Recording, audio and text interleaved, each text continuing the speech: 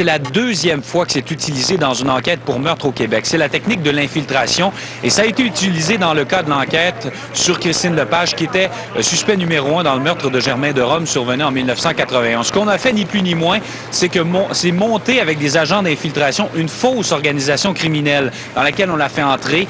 22 fois, on a eu des rencontres, on l'a fait faire des petits travaux pour cette organisation-là et ça a culminé par la rencontre avec Dan, le supposé chef, qui est également un agent d'infiltration. La troisième rencontre a été la rencontre déterminante.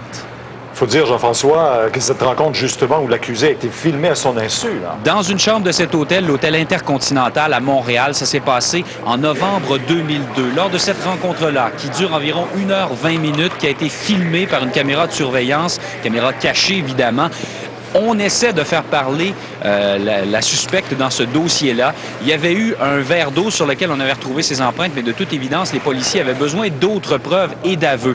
Et ce qu'on a fait, justement, c'est celui qui se faisait passer pour le chef de cette organisation criminelle-là lui disait en gros, « Écoute, Christine, on veut te confier des responsabilités, mais on veut être certain qu'on peut te faire confiance, on veut tout savoir sur toi, on veut pas avoir de mauvaises surprises. » Ce qui l'a amené à commencer à se confier sur le meurtre d'un propriétaire de salon funéraire au début des années 80, elle ne se rappelait pas du nom, elle ne savait même pas pourquoi, elle dit simplement « j'avais un contrat à effectuer, je l'ai fait, je me suis même pas posé la question, je me suis dit que s'il y avait un contrat sur sa tête, c'est qu'il le méritait. » Et de fil en aiguille, surtout lorsque le patron de l'organisation criminelle lui sort un document qu'il dit avoir obtenu de la police, lui montrant que ses empreintes correspondent à celles qui ont été trouvées sur le verre, là, elle commence à déballer son sac.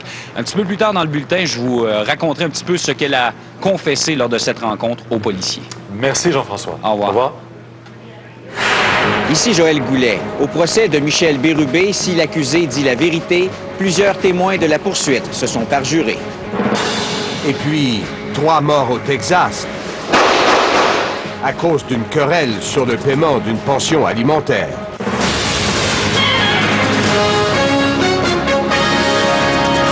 Wouhou! Donnez-moi un peu de Jet Drive! Brillant! Jet Drive fait toute une différence!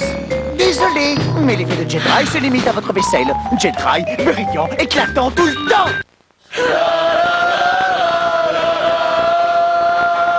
Avant de me dire adieu, je tourne-toi encore. Avant l'arrivée du nouveau modèle, on se sépare de nos dernières Jetta berlines.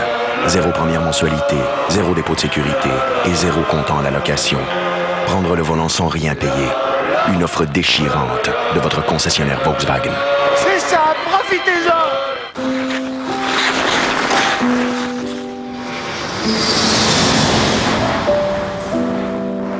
Tous les ordinateurs rêvent de vitesse. Mais jamais ils n'avaient encore rêvé d'autant de vitesse. Internet haute vitesse Vidéotron, maintenant le plus rapide, est encore plus rapide. Point final. Vidéotron, le pouvoir infini du câble. La grande surprise, c'est quand tu y goûtes. C'est vraiment juteux, c'est pas sec du tout. Ça goûte le bon rôti maison. Mon mari et mes enfants ont adoré, vraiment adoré. C'est important pour moi qu'il n'y ait pas d'agent de conservation. On peut le mettre au micro-ondes. En 10 minutes, c'est fantastique, le repas est prêt. Même mon mari peut le faire. Un petit peu moins de travail pour moi. De vrais rôtis, prêts en 10 minutes. Maple Leaf, toujours de notre mieux. Wouhou! Donnez-moi un peu de ce nouveau Jet Drive! Brillant! Ce nouveau Jet Drive fait toute une différence! Désolé, mais l'effet de Jet Drive se limite à votre vaisselle. Jet Drive, brillant, éclatant tout le temps! Mesurez vos connaissances à 21, le jeu télévisé animé par Guy Mongrain. Préparez vos réponses, on a beaucoup de questions. 21, du lundi au vendredi 18h30 à TVA. Depuis des années, des commerçants reçoivent à gros prix des boîtes de papier à reçu qu'ils disent n'avoir jamais commandées. Monsieur, monsieur. Qui se cache au bout de ces rouleaux? JE, ce vendredi 19h. Ce vendredi, Au travail! les anges récidivent. C'est ta chambre, Andrew! Mon but premier est de rendre cette maison entièrement accessible. À la suite d'un accident de voiture, Robert est devenu quadraplégique. Le puits d'ascenseur est prêt!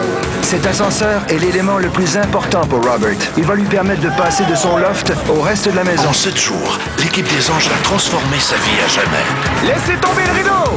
Tout de suite après JE, voyez les Anges de la Rénovation, ce vendredi 20h à TVA.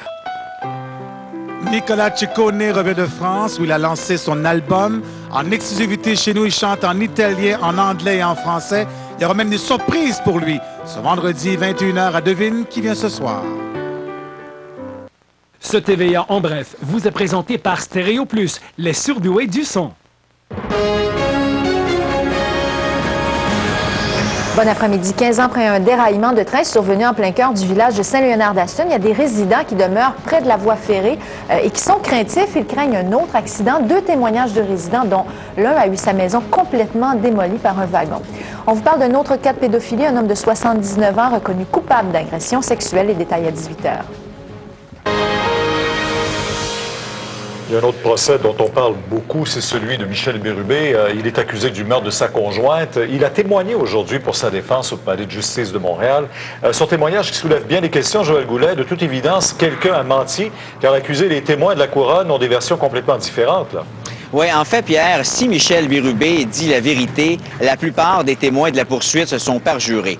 Dans son témoignage qui s'est déroulé une bonne partie de la journée, qui a été interrompu à plusieurs reprises pour lui laisser le temps de sécher ses larmes, Michel Bérubé a nié en bloc la preuve de la couronne.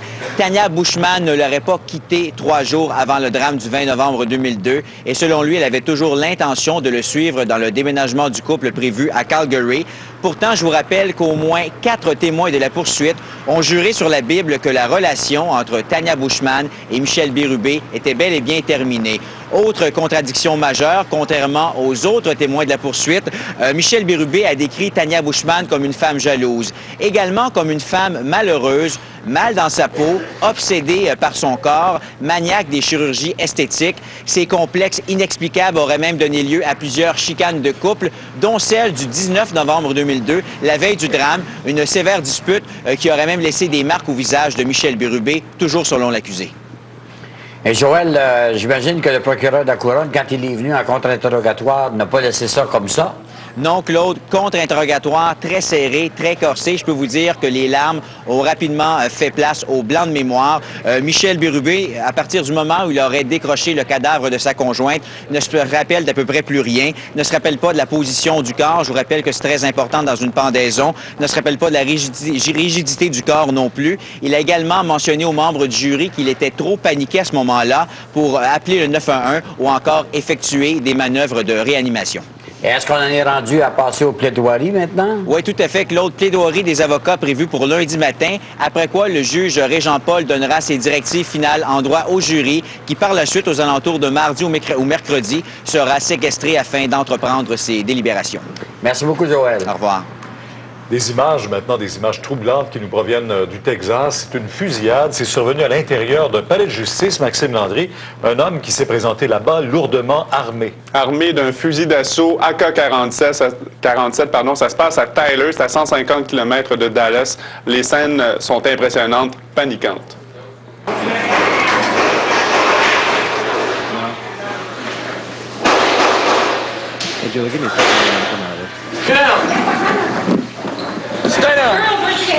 Alors, vous le voyez, ça, c'est ce que les gens ont vécu de l'intérieur de la salle de cour pendant que l'homme armé, lui, était à l'extérieur du tribunal, a tenté de prendre son ex-conjointe par surprise, l'a abattu, donc mortellement. Vous voyez toutes ces vitres fracassées sur la façade du palais de justice. Ça donne un petit peu l'idée à quel point la fusillade a été vraiment virulente.